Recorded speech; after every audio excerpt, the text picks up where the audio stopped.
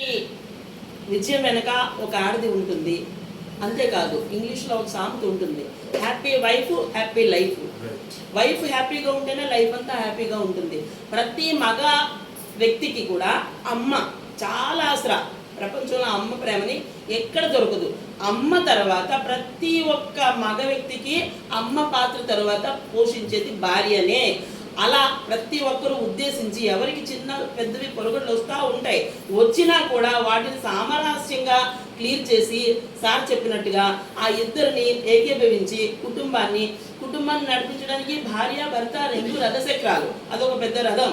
ఒక సామెత ఉంటుంది, సముద్రాన్నైనా ఈదొచ్చు కానీ సంసారాన్ని ఈదలేము అంటారు. అలాంటి దాన్ని ఎలాంటి కష్టం వచ్చినా, కష్టాలు సుఖాలు అవన్నీ కూడా కామను మానవులు.